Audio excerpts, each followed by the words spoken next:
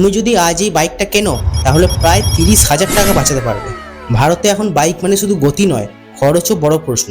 চলো আজ দেখি তোমার জন্য কোনটা বেস্ট। কিন্তু তার আগে আমি হচ্ছে কৌশিক এবং তোমরা দেখছো হচ্ছে কষ্টদায়ী ঘটি। ইভি বাইক একবার চার্জে চলবে প্রায় 80 থেকে 100 কিলোমিটার। খরচও মাত্র 10 টাকা থেকে 15 টাকা। প্লাস এখানে সার্ভিসিং কস্ট খুব কম, ইঞ্জিন নেই তাই ঝামেলাও নেই। প্লাস এখানে সরকার দিচ্ছে ট্যাক্স সাবসিডি, প্লাস ট্যাক্স বেনিফিটও দিচ্ছে। এবার ইভি বাইকের খারাপ দিকগুলো বলি। চার্জ হতে অনেকক্ষণ লাগে, তোমাদের রেঞ্জ অ্যাংজাইটি লেগে থাকবে, রাস্তায় যেতে যেতে মনে হবে যে আর কতক্ষণ চার্জ আছে। তারপর এখনও ইন্ডিয়াতে এতটা ইনফ্রাস্ট্রাকচার আসেনি যে সব জায়গায় ইভি চার্জিং স্টেশন হবে। দাঁড়াও এবার তোমাদেরকে পেট্রোল বাইকের প্রোস অ্যান্ড কনসগুলো বলি। মাত্র 5 মিনিটের রিফিল হয়, কোথাও দাঁড়াতে হয় না, লং রাইডের জন্য এখনও রিলায়েবল, প্লাস অনেক অপশনও আছে। প্লাস টেকসই এবং পারফরমেন্সও ইভি বাইকের থেকে অনেক ভালো। যারা পেট্রোল বাইকের কনসগুলো শুনে নাও। প্রতি কিমিতে খরচ প্রায় 2 টাকা থেকে 3 টাকা।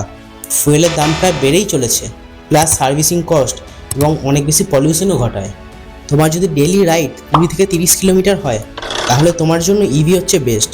কিন্তু তুমি যদি লং রাইড এবং বেস্ট পারফরমেন্সের জন্য রিলায়েবিলিটি চাও তাহলে পেট্রোলই হচ্ছে এখনও সবথেকে বেশি নির্ভরযোগ্য। আর এমনই ইনফরমেশন পাওয়ার জন্য সাবস্ক্রাইব করো কষ্টদায়ী ঘটি।